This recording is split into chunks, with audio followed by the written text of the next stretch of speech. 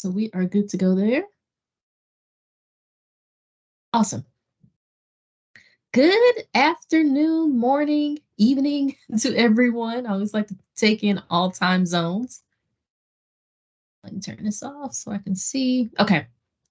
Welcome. Thank you all for joining this second session of the Health Services Leadership Academy. Today we have Captain David Hunter.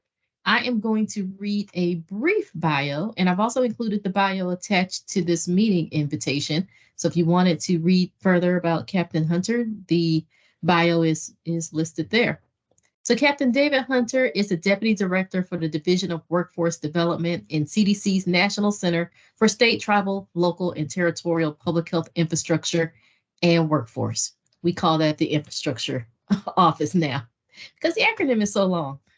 In this role, he leads the operations and management of the division's 12 fellowship programs to strengthen the public health workforce and advance the agency's data modernization initiatives. Prior to joining the Division of Workforce Development, he served as the chief of the Program Implementation Branch in the Division of State and Local Readiness. He also served as the chief of the Capacity Building Branch, where he led a broad array of technical assistance efforts for health departments, as well as the Associate Director for Training, where he supervised training needs assessment, curricular design, training development, and related evaluation activities. As you can see, we have someone who is well equipped for this conversation for today. Captain Hunter joined the United States Public Health Service Commission Corps in 2006, and 3 years later, he became the Quarantine Training Education Team Leader to direct the development and delivery of training and communication materials to help prevent the introduction and spread of communicable diseases at airports, seaports, and land border crossings. Captain Hunter graduated from Emory University with a Bachelor of Arts in 1999 before serving 2 years in Kazakhstan with the United States Peace Corps. He holds a Master of Public Health and a Master of Social Work from the University of Michigan, and he's also a Master Certified Health Education Specialist, a licensed social worker, and is certified in public health. Please join me in welcoming Captain David Hunter, who is also one of our members of the Senior Officer Consortium. It's over to you, sir. Great. Thank you very much, ma'am, and I appreciate the introduction. So good to see everyone this afternoon. Thank you for joining today's session. Following that introduction, I'll just give a little brief about this presentation. This was originally designed for the PHS Symposium in 2022, when at the time I was chief of the Program Implementation Branch. So a lot of the examples are from that experience in that branch, but I've adapted this presentation. So if you happen to have been at that session a couple years ago, adapted it for some more recent activities, as well as built in some interactivity. So get ready for some participation. So the content of this is all still very relevant, even though it's a couple years old at this point. And I hope that during some of the interactivities, you'll be able to share some experiences that you all have, and perhaps some feedback on the presentation itself, or some other ideas that may come to mind. And hopefully this will be kind of a collective learning experience. So my presentation today will explore how leaders can manage dynamic organizational change through an upbeat analogy of learning to play percussion in a rock and roll band. So without further ado, let's tune up for this presentation, and I'm going to put a little poll in there to see how many musicians we have in our group. So as our little icebreaker, so just give me 1 second to launch this poll. There we go. And let's see what we've got here. And if you'd like to drop in the chat with specific instrument or something that you played, if you'd like to volunteer that, you're welcome to do that as well.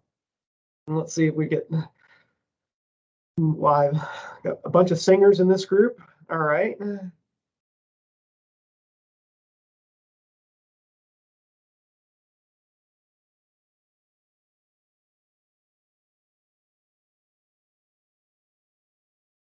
Some woodwind, trombone, drums, vocal. Pi, I know you're a Renaissance man of many talents, and clearly that further articulates that. So a lot of woodwind folks. There are a couple of drummers in the group, so that's cool. Yes, absolutely. Whistling totally totally counts. So if you selected other, if you'd want to put that in, drop that in the chat, that would be great. Harmonica. Yeah, I don't know where harmonica would fit in that group, what category it is, but that's fantastic. I love it. All right. Anybody else want to volunteer? How many do we have in other? 7 folks in other.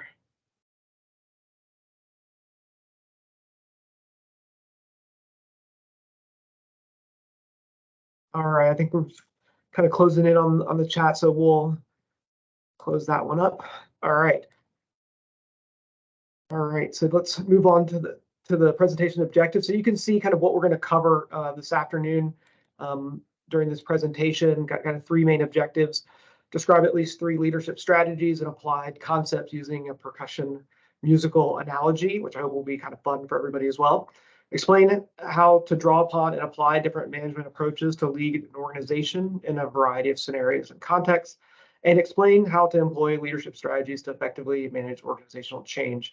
Now, I'm planning to pitch out some of these ideas, and then I hope you all will help contribute that and maybe share some of your own experiences from your leadership, responsibilities, whether those are formal or informal. All right, so just to give you a little background, the mission of the Division of State and Local Readiness is to ensure the nation's public health system is prepared to respond to disasters. And of course, we are all part of that responsibility, but DSOR administers the cooperative agreement called the PHET, the Public Health Emergency Preparedness Cooperative Agreement. It's about $600 million that goes out each year to state and local and territorial health departments to help them build capacity for responding to disasters. So, but back in 2019, I think everyone's probably aware, the Strategic National Stockpile moved from the CDC to ASPR. And this change created a lot of dynamic adjustments in the CDC, and it required a number of kind of cascading effects. And you can see that here on the slide. At first, it changed a little bit of our mission scope and some of our programmatic changes that followed suit. We needed to then readjust our organizational structure. And then ultimately that led to some personnel alignment, which is what really makes people quite nervous about change, is if their job is changing, they're being reassigned, or maybe they're getting a new supervisor. But all these things from kind of one big move kind of cascaded all the way down. So during this time, I was in charge of merging 2 branches as part of this organizational structure change, the capacity building branch and the program services branch, into one unit that included project officers to manage the funding and the technical assistance and training groups to provide the support and technical assistance. So we were trying to merge 2 groups that hadn't worked all that much together. One of them was a brand new branch, only a few years old. And so that was my responsibility. And so from that experience, I've kind of captured a number of lessons learned that we encountered and some recommendations that we'd like to share with you all, kind of based on this musical, analogy. So there's a lot of research about the positive value of music, and I think you all probably can feel that personally, given the number of people who responded to having played a musical instrument. And so in addition to just listening to music, even more importantly, playing a musical instrument can keep your brain sharp and focused, and a very versatile learning machine. And so I'm going to give you a personal anecdote about how this presentation kind of all came together. So about 4 or 5 years ago, I decided to pick up drumming, though I'd never played percussion before. I had played the flute and piccolo in like middle school, and that was about it. So I had a little bit of experience kind of reading music and that kind of thing, but not a lot of musical training. So anyway, I signed up for some lessons and absolutely loved it, and even found it kind of therapeutic. Like, it's really hard for your brain to dwell on the stressors of your life if you're trying to read music, focus on the tempo, hands and feet moving in different ways, like, and that kind of thing. And so it was just a really a good example of a way to kind of find some balance, some stress relief, and it was just quite therapeutic. And then after a while, I started to see some similarities in my experience of learning to play the drums with leadership and leadership concepts. And the more I thought about it, the more similarities I started to see. And so between the drummer in a band and the leader managing organizational change. So I realize this is maybe a little bit out there, and perhaps you're maybe a little skeptical of this analogy. What could a rock and roll drummer possibly have in common with public health leadership? So Well, you can join me on tour for the next however many minutes we have, and I'll describe 5 areas of similarity to kind of present this idea. So who's ready to rock? Give me a thumbs up. There we go. All right. All right, first, it's important to understand the arrangement of the musical score, including the sequence of the verses, the chorus, the solos, how the whole thing is put together, right? So you need to understand the song's structure and pattern. Are there sections that repeat? Are there sections where the drum rests and doesn't play at all? And once you have a sense of the big picture, you can break down individual sections to know what notes to play, what sticking patterns to use, where you need to adapt the notation to your kit, and so on and so on and so on.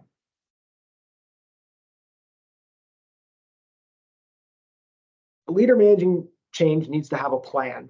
You need to understand how all the pieces fit together, and in essence, figure out how the roadmap for where you want to go. Figure out the roadmap for where you want to go. Planning is critical, and knowing what you're trying to achieve and how you intend to get there is essential. I was tasked to merge 2 branches, integrate their key operations, and then align personnel with those functions. So I started with gathering the leadership team, which included 6 team leaders, the deputy branch chief, and a senior advisor to plan out our approach.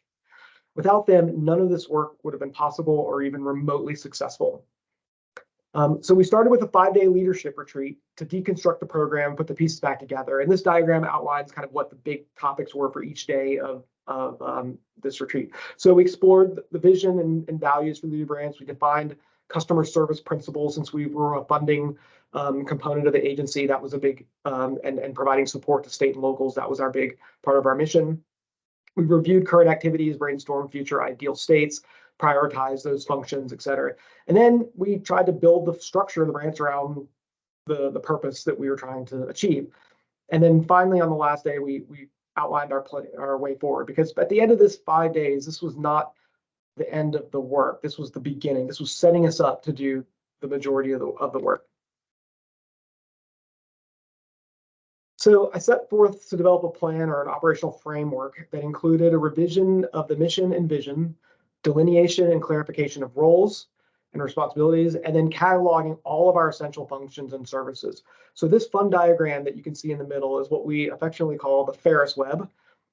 It shows the 6 roles within the branch on the interior of the circle, and I've got a big pull-out view that you can see there on the right, so you can actually read them, the 6 different functions.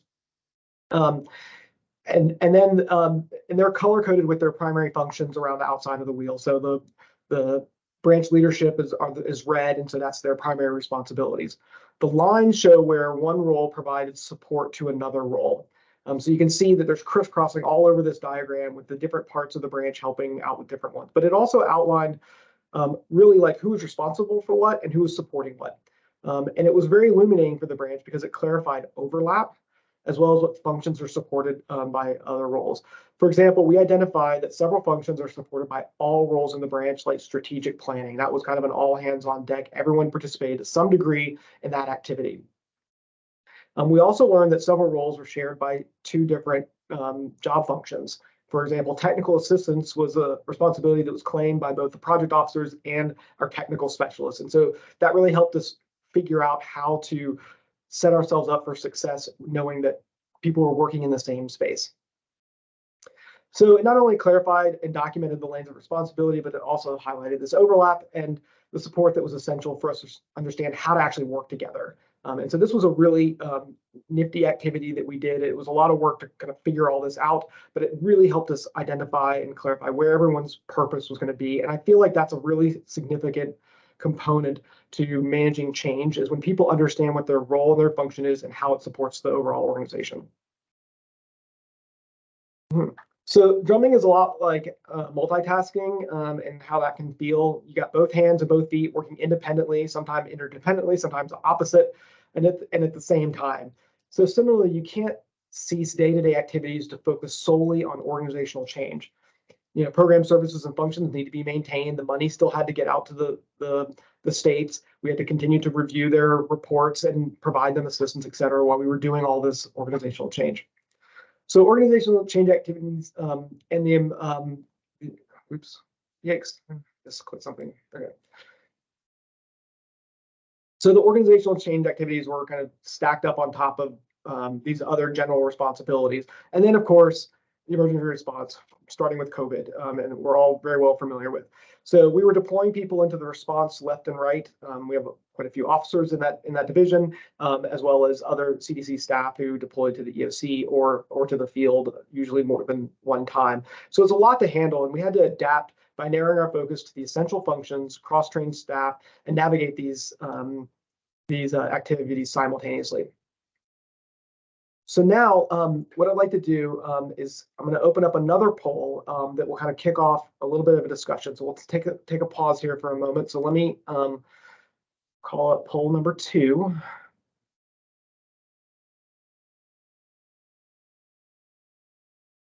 Sort of close the first one. All right. Okay, here we go.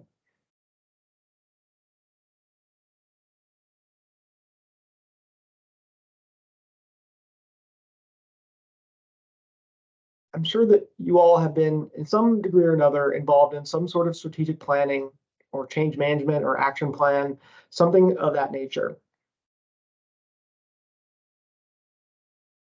And what has been your general experience? All right, we got some.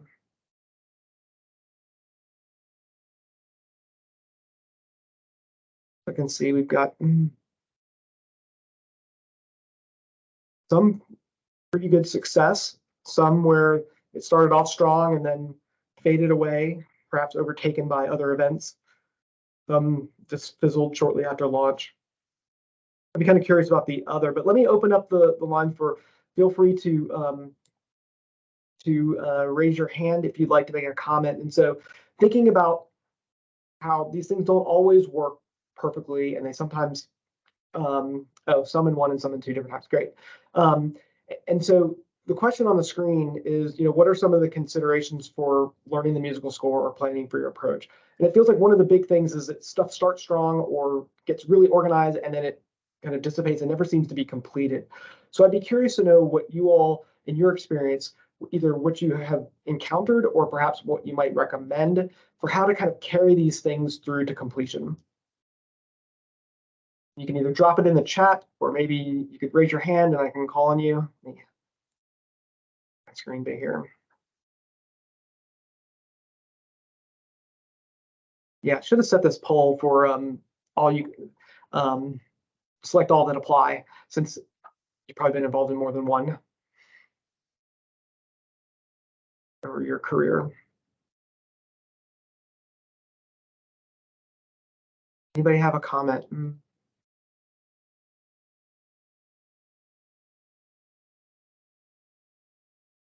Establish timelines. If you don't meet them, it can still guide progress and keep on task. Yeah, timelines are different. Commander Lee, I can't see your full name, sorry, in the chat, but go ahead. Well, that's fine. Lee's fine.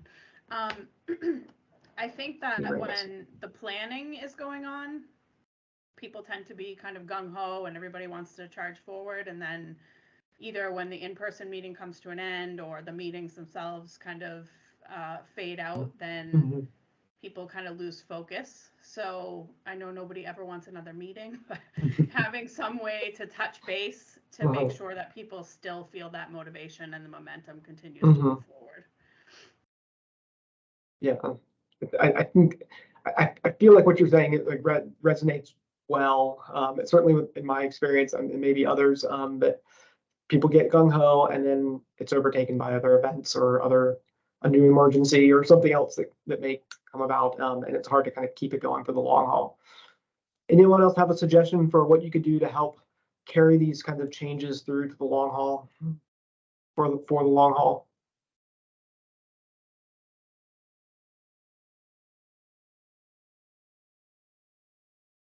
Get buy-in, focusing on people's strength and ensure that they have the resources to meet the goals. Yes, absolutely. Sounds like a great suggestion.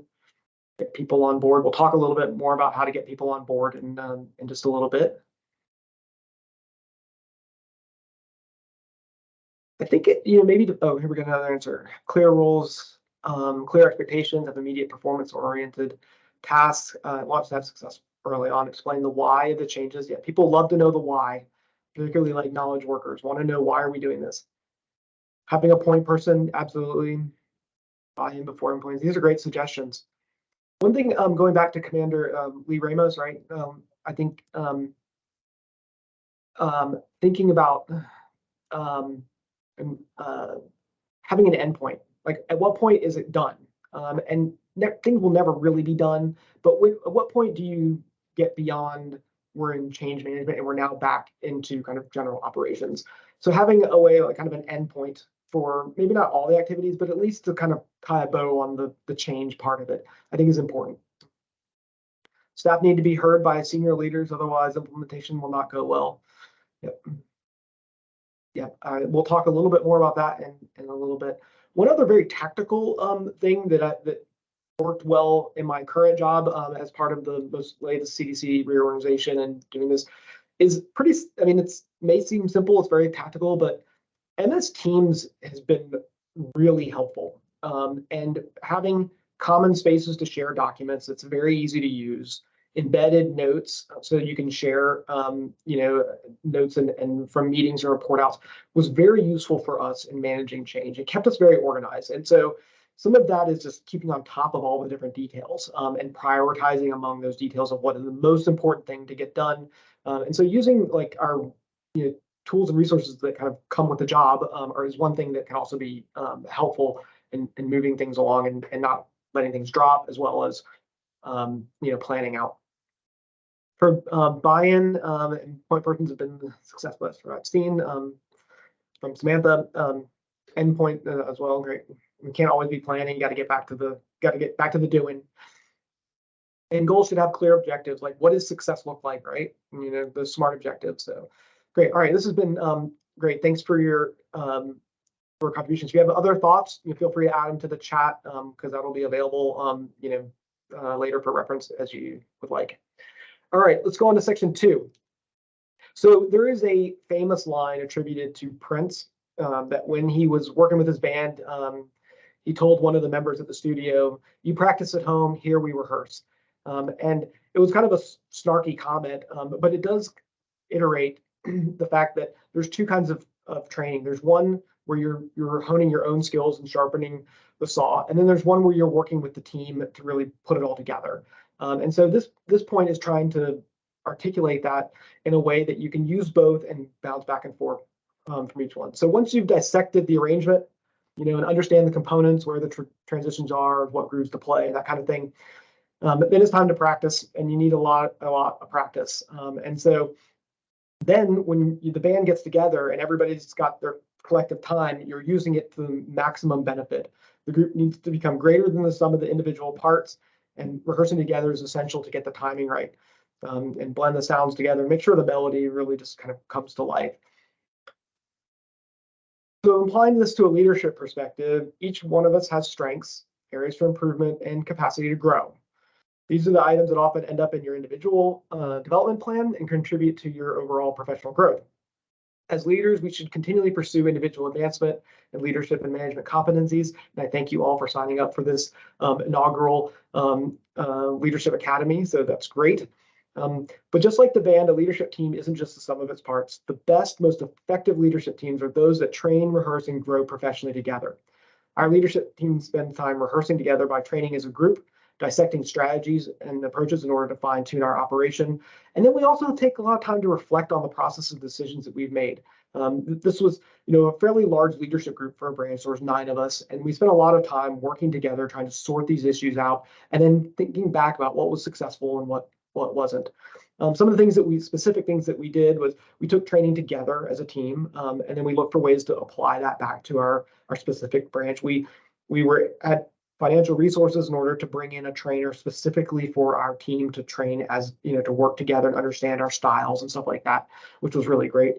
We also had a book club that we launched. We conducted a lot of regular meetings on specific projects, and including things like we call it Team Lead Touchdown, but it was really like the kind of getting through the nuts and bolts from the week of working with their teams and their staff members to kind of pull it all together at the end. And then there was also the kind of general office hours where, as I think it was mentioned in the chat several times, about getting buy-in and having staff be able to share either their ideas or feedback or reactions to ideas, et cetera, and be able to create forums for those. And we did a lot of that. We did polls, we did workshops, before we went into COVID, we did sticky dot voting, and then we did the electronic polls and things like that to work through a lot of our key issues that we were developing for the branch. All right, so how have you applied the concept of rehearse together or building teamwork at your agency or maybe at a previous agency or a previous job? What are some of the ways that you've employed this technique? Feel free to drop it in the chat, or you can raise your hand and share with your team something that you all have done that you thought went really well.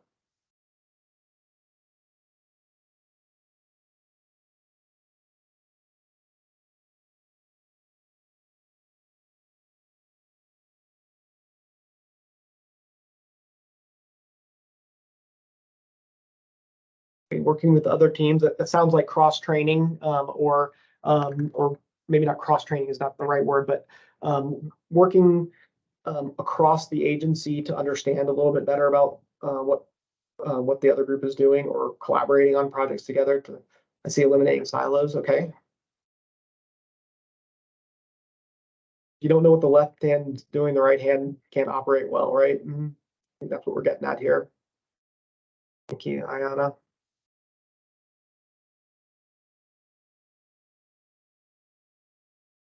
Huddles, Commander Demers. You mean huddles among like teams or leadership or staff or both, or the organizational unit? And what happens in those huddles? Daily huddles with the whole entire staff. All 60 people get together every morning for about 15 minutes to cover the day, the goals, the expectations. Yeah, great. Making sure everybody's on the same page. Those are, especially during response, I think we've all experienced that probably of those morning meetings, like what are we, because the tempo is so fast during a response, making sure everybody's on the same page, but also regardless of the frequency, but having everybody stay on the same page. And I like David Schwab's continuing the analogy. You get a gold star for maintaining your comment in the musical genre.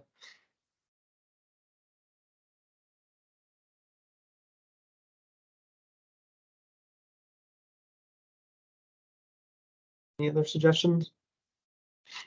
All right, I'm going to put up another poll because I'm curious to know about coaching. So let me hold on. I need to close this one. All right.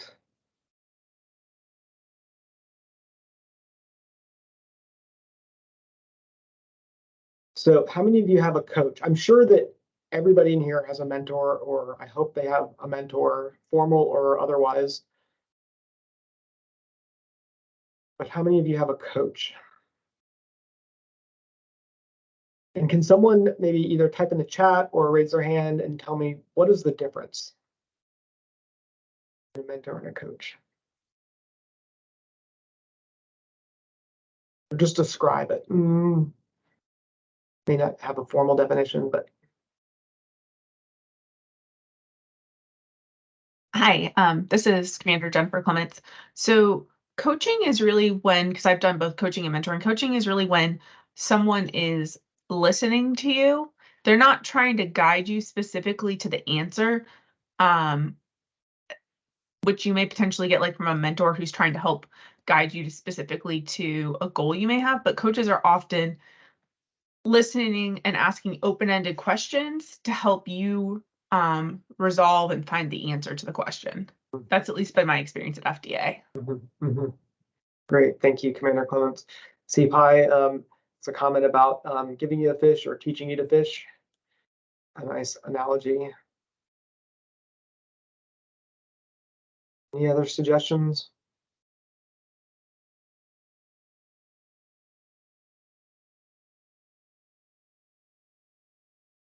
So I will tell you that at the time I became branch chief, I was very fortunate that our division had funds to support executive coaching. And I'd never had a coach before. I had, a certain number of sessions, like 6 or 8 or something like that. And I found it was very useful to have, and getting at what kind of Pi is saying, is someone that kind of presses my thinking and challenges what I'm not to say I'm doing it wrong, but to challenge me to grow in a way that helps me solve the issues that I'm dealing with. And I appreciated that experience so much. And I would recommend that if you have the opportunity to get an executive coach, for those of you who answered not yet on the poll, that it's a way to really help you make jumps from one level to another level in your professional growth. Whether that's, in my situation, I was moving from a team lead to a branch chief.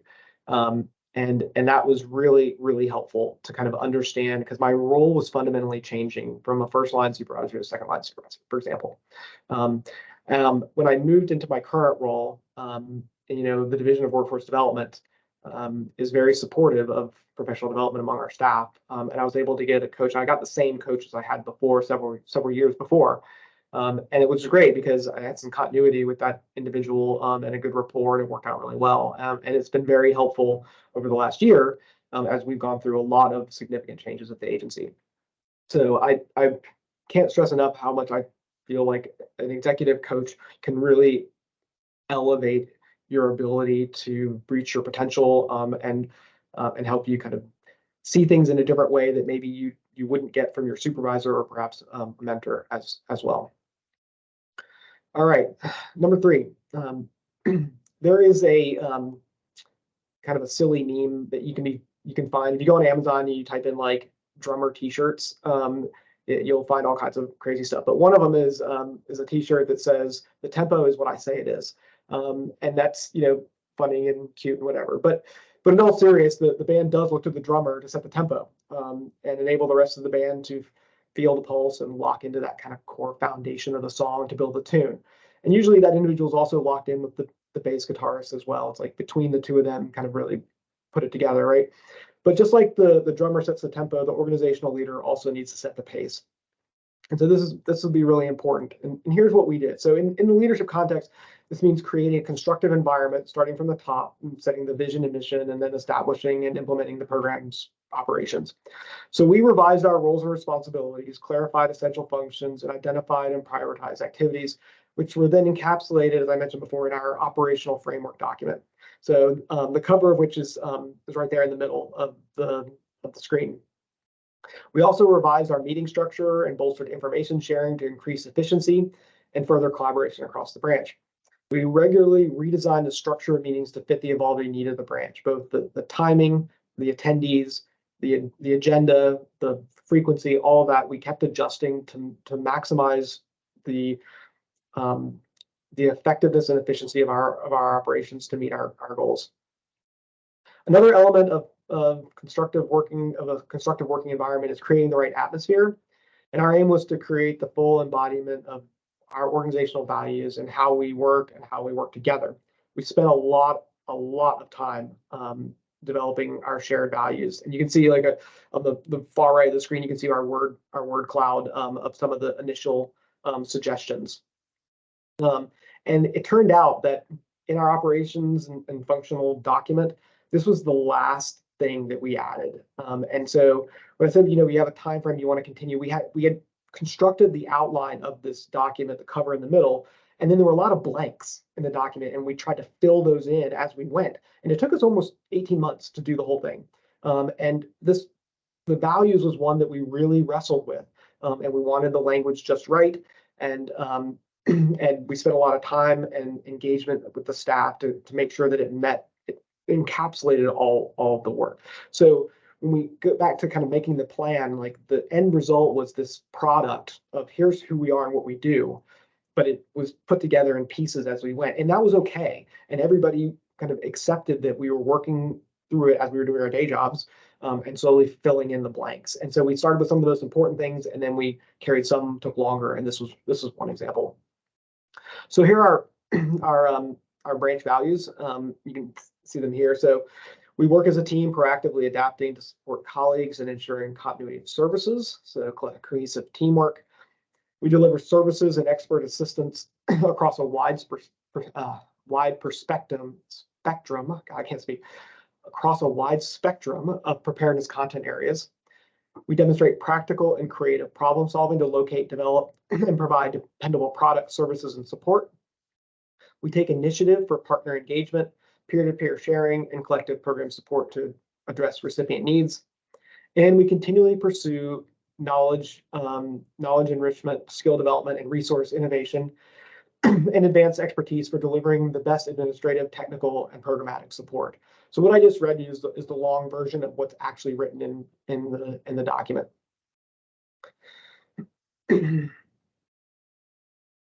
So all this was drawn together, and we wanted to use our core values to instill and drive this sense of customer service, which is core to our activities. Given that our primary mission in this organization was the administration of the cooperative agreement, this was, as I mentioned earlier, was an important element, and so all of these things funneled in that direction.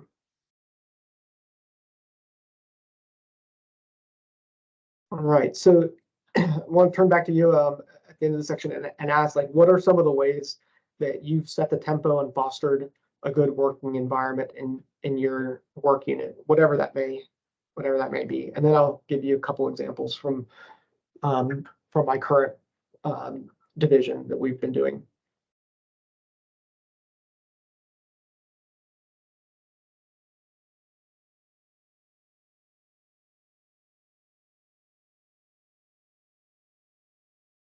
Everybody wants to work in a great work environment.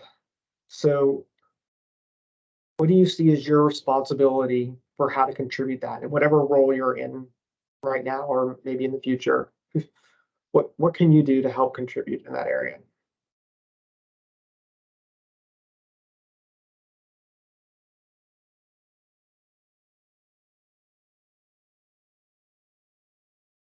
Creating a safe space for open communication.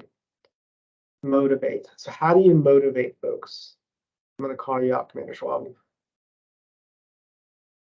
Be responsive and available, okay? Bring positivity, I guess, in your attitude and approach, and solution-oriented instead of complaints. I love that. Respect each other's ideas. Know their values. Be a team player. Listen. These are all great suggestions. Understand what inspires them. I love that. That was one of the things that we first did, was when the two branches were merging, some of them didn't even know each other's names. And so we had to understand, who are your colleagues? What are their backgrounds? What do they bring to the table? And that was one of our day-long retreats, was putting that all on flip charts back when we used to do paper stuff. Understand social politics. That's an interesting comment. Would you like to say a little bit more about that, Commander Clement? I can call you out a little bit.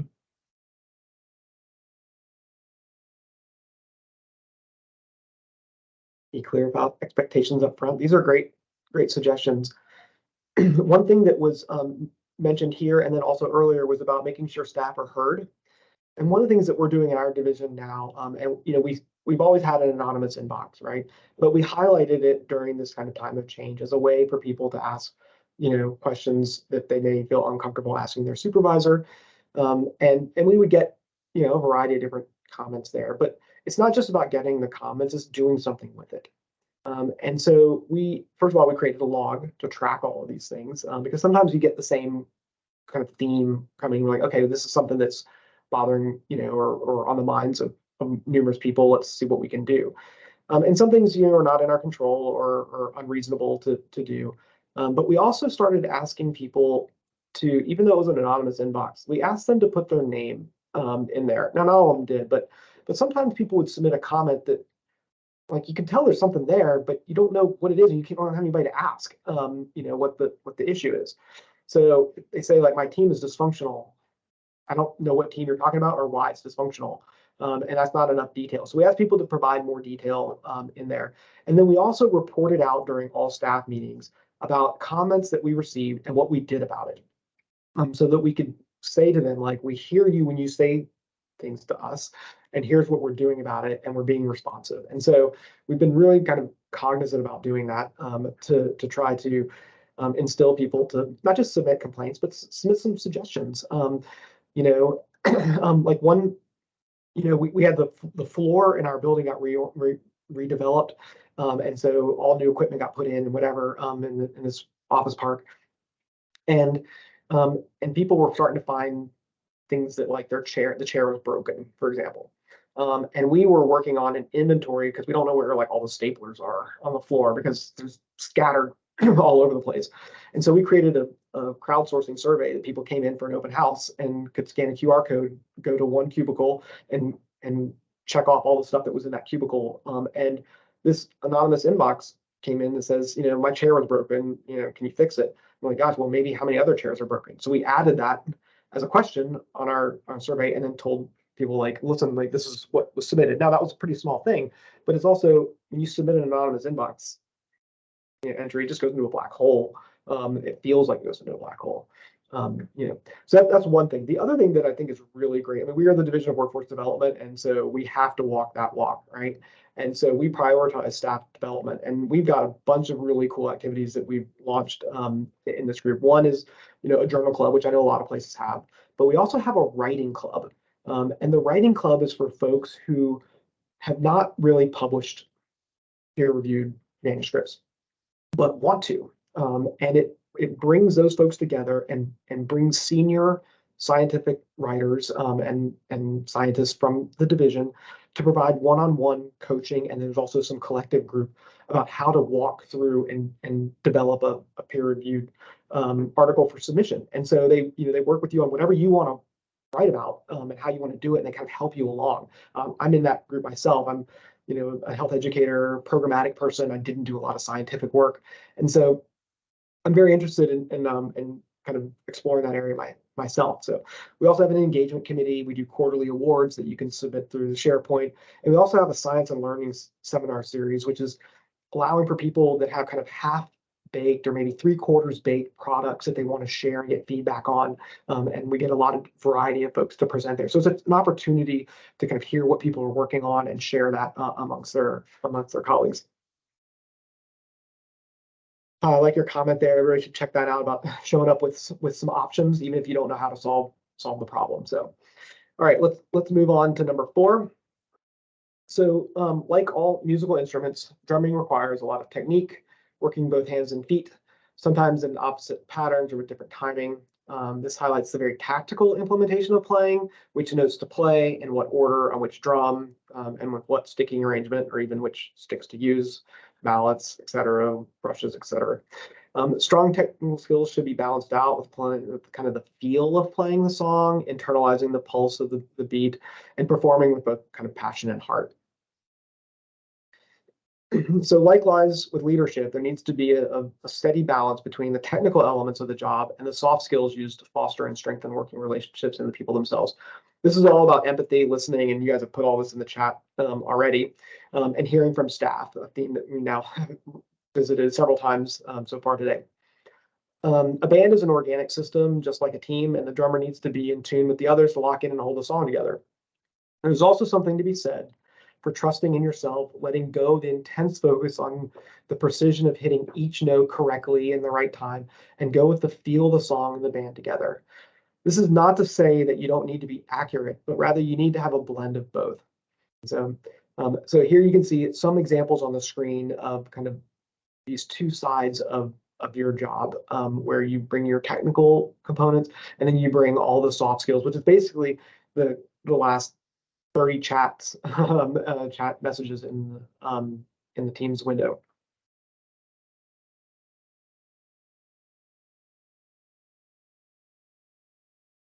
All right. So how would you, here's the question, like, so how would you coach a young officer on how to do this? How do you, balance technique and feeling? What would you say to them if you were their mentor or their coach or just a colleague, someone who maybe has less experience than you?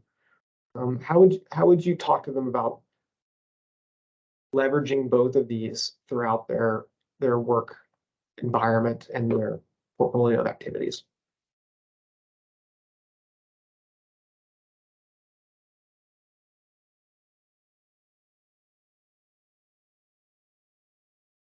Sooner or later, someone's going to ask you some form of this question, if they haven't already. They're asking for guidance. I'm really great with SAS, but I'm not getting along with my supervisor. I'm not getting along with my peers.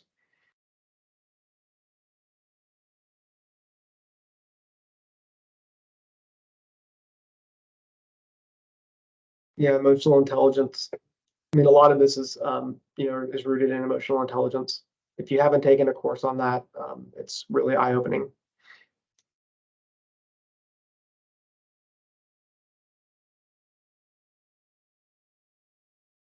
So I'll give you an example from my own experience that happened this morning in this area.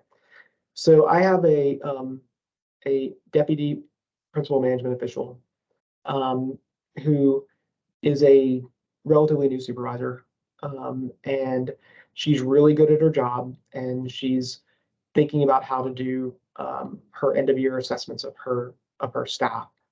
And so there's definitely technical elements about how to document and provide good, strong feedback. And then there's the soft skills of having to engage with someone and provide critical commentary.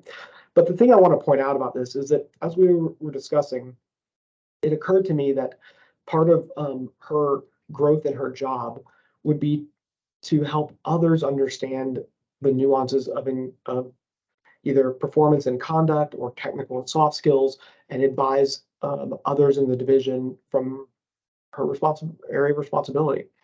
And so we talked about how we could get her some experience doing that and learning and growing with that. And we have an employee relations individual for our center. And so we talked about bringing her into some of these discussions that ultimately she would be responsible for kind of resolving conflicts or trying to sort out some of these issues and the nuances between your technical job and working well as a team, right? So that was like an example of how to put the individual in a position where they can learn and grow and see how this kind of works out in real time to be able to adopt this type of activity into their portfolio of responsibilities. Oh, I love the most of us are bad listeners. I was at a captain's retirement yesterday, and my comment about her stellar career was that she was an absolute fantastic listener, and I learned a lot from working with her about listening. I'm not quite sure how great I am at it, but I certainly had some really eye-opening experiences in learning to listen, and learning to listen when your sense of what I think is the right course of action or whatever feels so strong, but yet you might still be wrong, like, or there still may be a different way to do it. All right. Yeah, you can put it back on them and say, hey, what do you think is the answer? Or have you explored this? What have you tried? In helping people kind of solve their own problems. I like Pi's comments there. So, all right. Okay, number 5. When all the members of the band lock in, the song will just come together. The drummer finds the groove to pull the rest of the band into sync and serves as the anchor for the song's rhythm, so the rest of the band can shine. If the guitarist gets out ahead, they can course correct based on the drummer's groove. Also, if the drummer signals the transitions between sections with various fills and lead the band from the verse into the chorus or into the bridge or back and forth, etc. So in furthering this analogy to facilitating organizational and programmatic development, we focused our efforts in several areas. Some of these I think I've mentioned already. So in thinking about how to orchestrate the merger of the two branches, I wanted to get the combined branch into a rhythm of regular active input, development, and feedback opportunities. The leadership team and I created a structure array, and you can see some of those on the screen.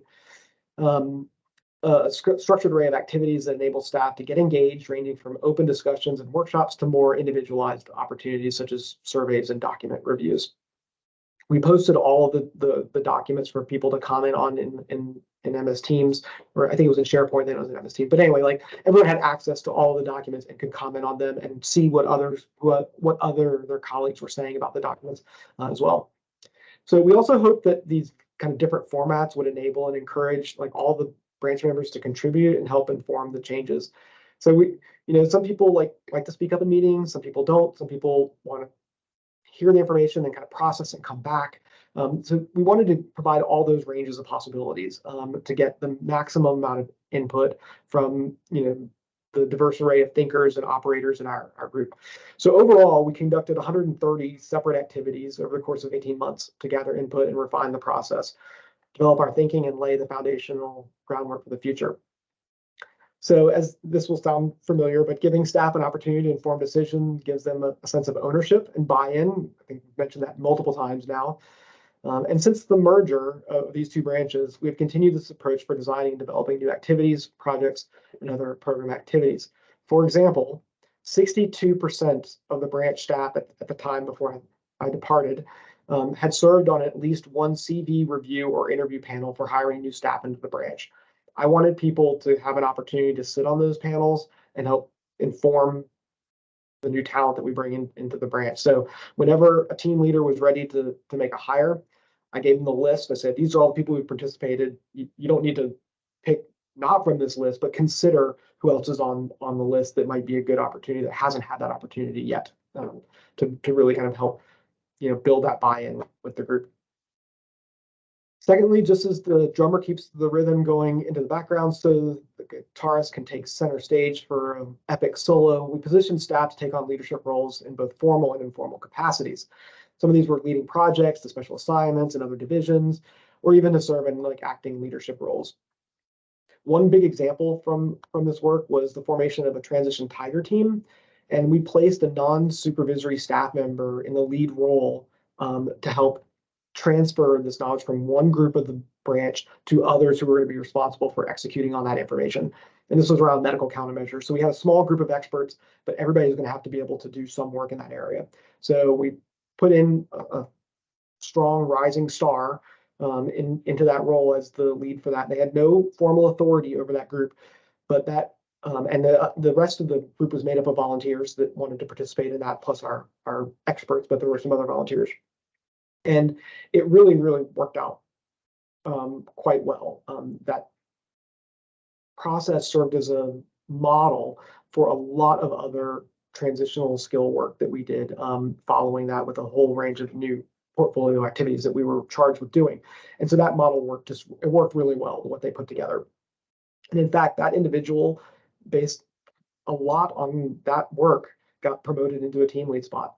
People recognized their leadership skill and their ability to organize and get things done, and then they got selected in a competitive process for a team lead position. Another thing I want to share kind of about some of the stats from this time in the branch, and that 30% of the branch staff had gone on temporary assignments to build their skill sets in other divisions.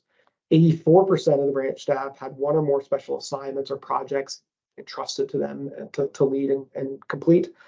68% of the branch deployed to the COVID-19 response, and it probably is higher than that since I wrote this, but and then many of those individuals served in leadership roles as part of their overall career development.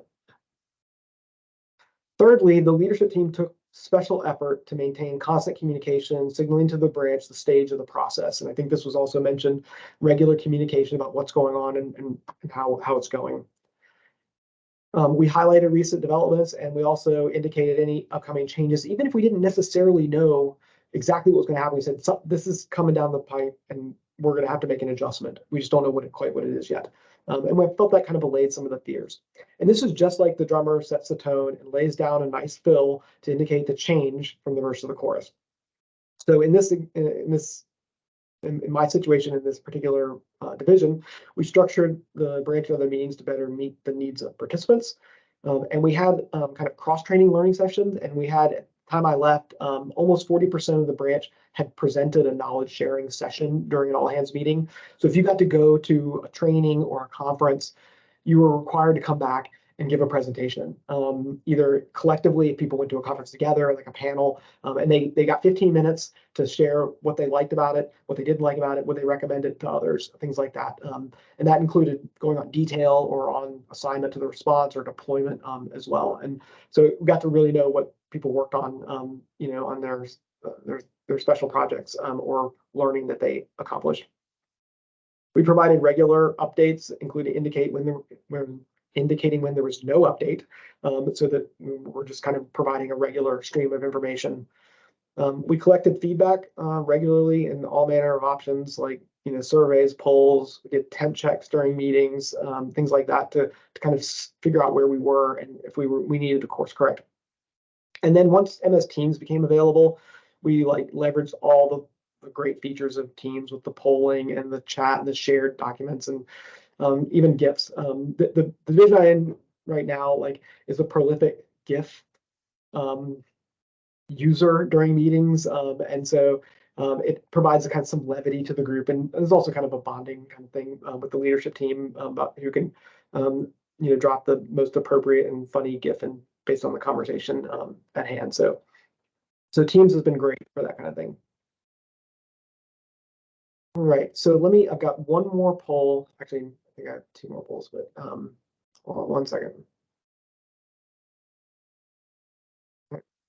So sometimes, let's close this last one. All right. Sometimes despite your best efforts or the leadership team's best efforts, some individuals will just resist the effort to adapt, to adapt their activities or their mindset to the new organizational design or approach, et cetera. So I'm going to launch this and ask you this question. Have you ever helped a colleague who is reluctant to change or adapt and define the group? Sorry, a little typo there.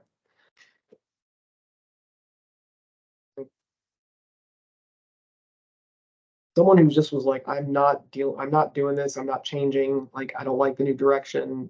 There's always someone like that, usually.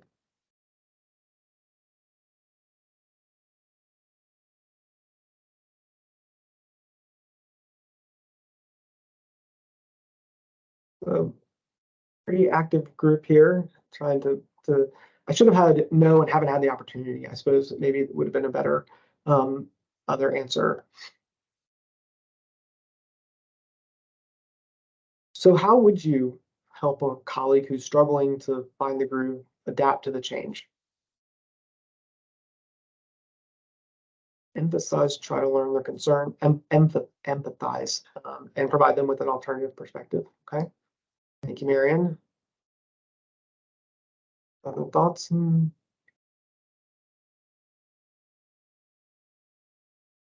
Give your time to them, walk through their work, their issues, find their motivation. They're obviously concerned about something.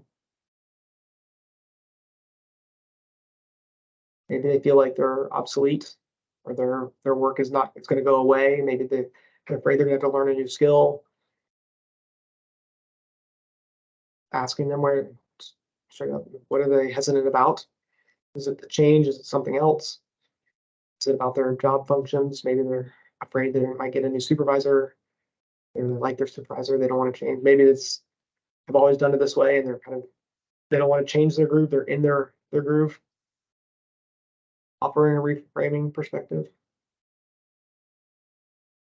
These are all wonderful suggestions. So I'll tell you, in my experience, I've had individuals who have been resistant to the change, including some recently this past year, and it's very hard. I think LaShonda, some people are just resistant, right? But one of the things that I tried, and we'll see if it's successful or not, but we had a retreat with my current team about restructuring how we do some of our operations. It's an administration and management group, so travel, personnel actions, and things like that.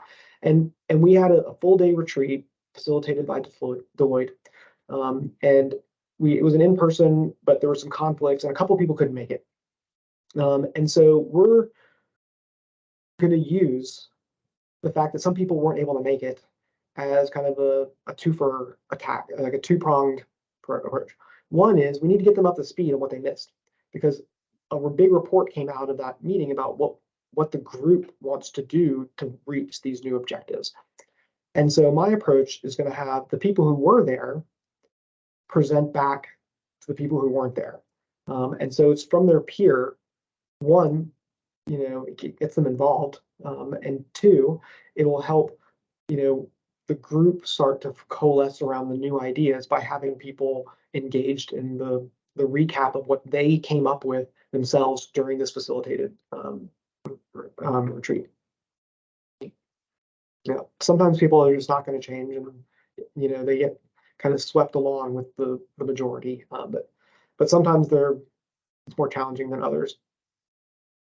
Yeah, I think making yourself available, and I'd like to point back to one of the previous sections here, which is about the soft skills, and that's pretty much what everybody here said.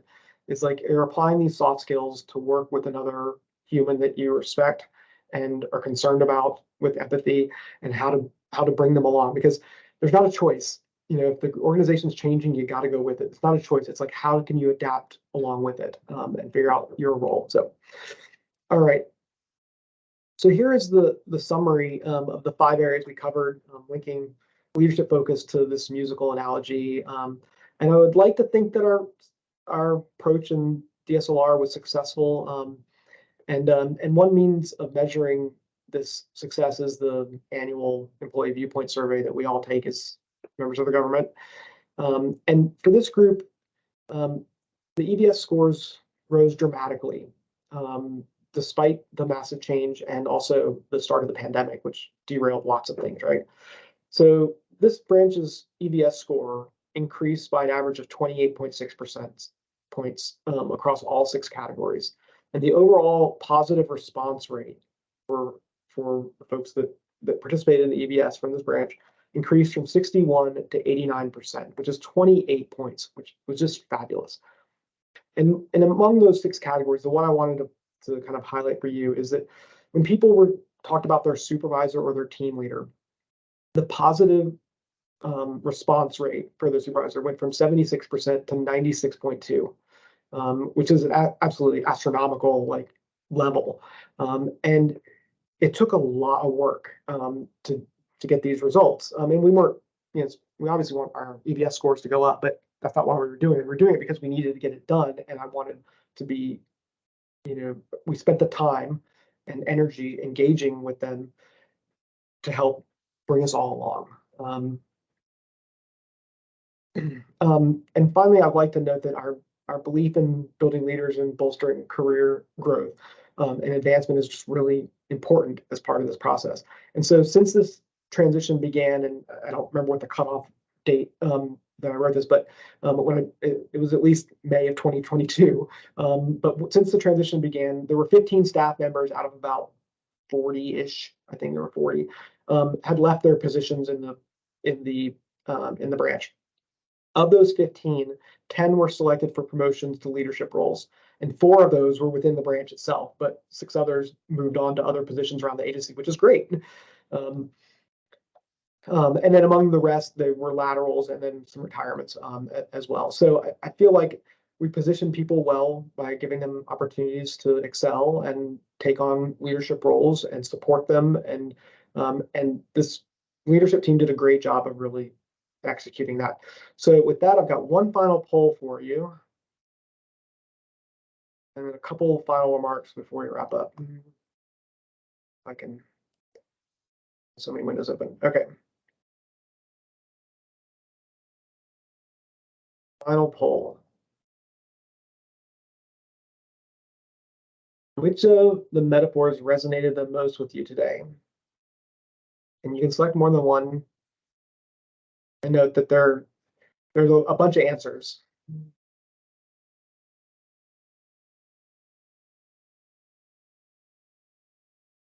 I'm like, this was ridiculous. I can't believe I sat through this whole thing about drumming.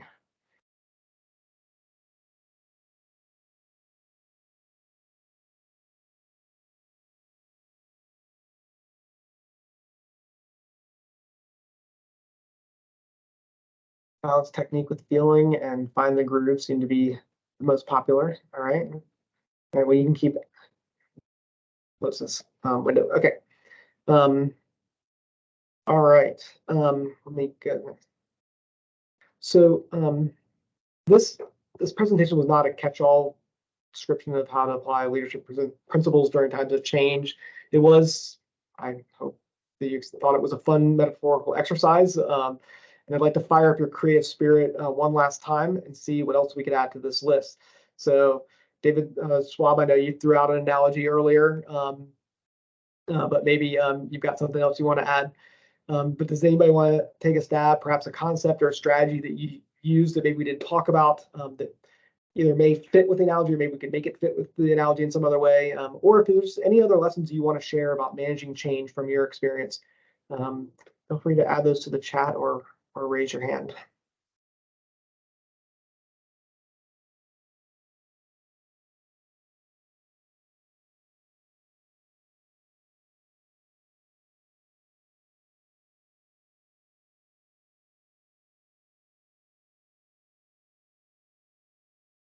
Marathon, not a sprint or a race. Yeah. Set the tempo, find the groove. Great.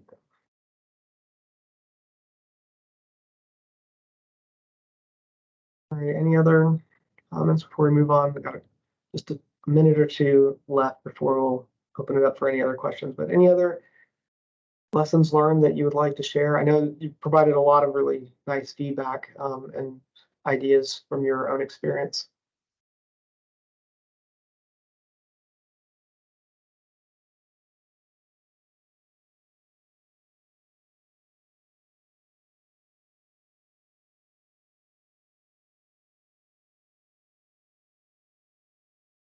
All right, we will move on. So this is like to acknowledge all the branch. Oh, wait, David Schwab, Commander Schwab. Yeah, and sorry, Captain Hunter. Yeah, I was going to point out, with the whole musical analogy, obviously practice makes perfect. So, when it comes to whether you're playing an instrument or things that you do at work, the more you do things, hopefully, the better you become at it. So, just wanted to make that quick comment. Thanks. Yeah, I like Brandon's comment here. Balancing technique with feeling. Yeah. Thanks for that comment, Commander Schwab. So on this note, I want to call out one individual. Hopefully, I won't embarrass him, but there is one of your colleagues on this call that is on this list. Commander Shonda Robertson was a contributor. She was on detail with us for a good portion of this time, and want to thank her for her contributions that participated. So this may have all sounded familiar or a blast from the past, or maybe it was a distant memory. I don't know, but thank you for being part of us, our branch. So finally, as a brief caveat, these types of metaphors or analogy comparisons can be useful, and certainly they're fun to express key ideas, but the comparison does have some limitations and won't hold true in all cases or elements of leadership, including the fact that rock and roll is just one genre of music. Other musical genres like jazz or Latin styles may offer other intriguing comparisons, and I didn't explore that with this particular presentation, but I'm very curious to do so. But even with those limitations in mind, I'll leave you with one final comparison on a more personal note. As I mentioned at the very beginning, I only relatively recently picked up drumming and wanted to share the precipitating event. In the fall of 2017, I recounted to my wife, Vanessa, and you can see her on the screen, a random dream where I learned to play the drums and formed a band with a really good friend of mine who plays guitar and has been playing his whole life. I laughed it off as silly and kind of unrealistic, and just was just kind of something funny. But a few months later, I received a drum lesson for Christmas. And I took one session and was completely hooked. So we don't always see our own potential, and we may need a little coaxing of our confidence sometimes. So I encourage you to find that person who will give you good counsel and maybe a little push to get you started with even the most daunting assignments. So with that, thank you very much for your attention. I'll open it up if you have questions or other comments, maybe things we haven't covered or something you'd like to add to share with the group.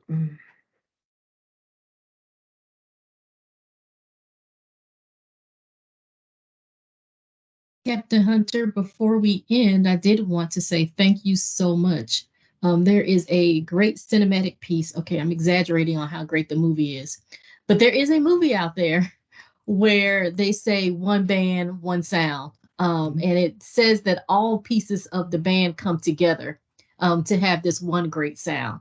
And you really brought that home for me today, and I'm sure others. We're all in this together to promote, protect, and advance the public health of the nation. So thank you so much. And I will also open it up to others. And if you haven't seen that great cinematic piece, it's called Drumline. And I am exaggerating at how great the movie is, but that one line is a good one. So one band, one sound. That's who we are. We're Public Health Commission Set here in Atlanta. Corps officers. Yes, Yeah. filmed in Atlanta. And I'm from Atlanta originally, and high school marching band was a big deal. So I thought you were going to say that you were in the movie. No, I was not in the movie. I think some of it may have been filmed at my high school. Some it's now Midtown High, but Grady High School Stadium has been used in a bunch of movies before. You know, We Are Marshall was one of them. Yep. Anyway, but I'll open it up. Are there other comments or questions?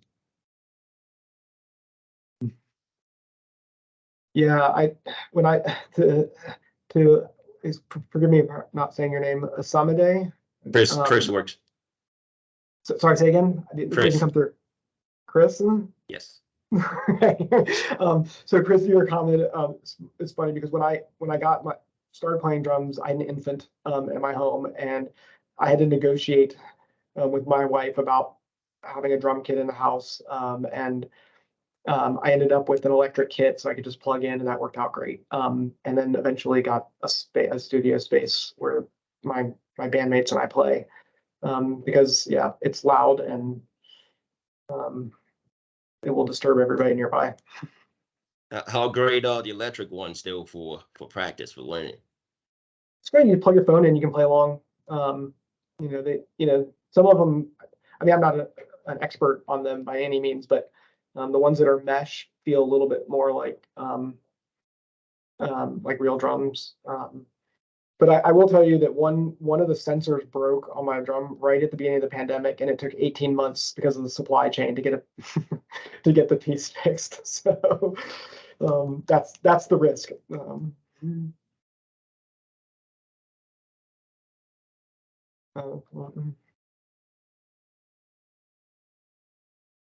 Any other comments or questions?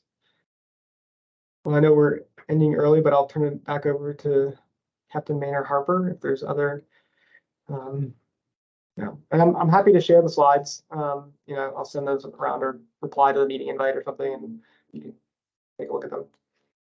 And we will share this presentation. We have a YouTube page, and so we're trying to find a common space to share all of these videos for this class. And so you'll get information on that over the next week, as well as you will receive information on the speakers for the trainings that are coming up. I think you already have the calendar, but I'll resend that out, and any additional information. As we were talking through this session, one of the things that it made me think of is there are some new things that maybe we can introduce as we're moving forward. Maybe some coaching, if people are interested, maybe some group coaching, maybe some mentoring. So we can introduce those types of things because we are cohort 1 and we can do what we want to do because we're building for cohort 2. So please look out for that. I'll think that through some more, but look out for that. And I think that's something that the group will agree with as we're doing the planning behind the scenes. So that is all I have. And I don't know if Captain Presley is still here. I don't want to overlook her if she is. And I know she probably had to jump off, but she was here earlier. I have nothing else. Enjoy the rest of your day. And thank you so much again, Captain Hunter, for taking the time to do this. Thank you for allowing me to present today. Appreciate it. Have a wonderful rest of the day, everybody. You too. See you later.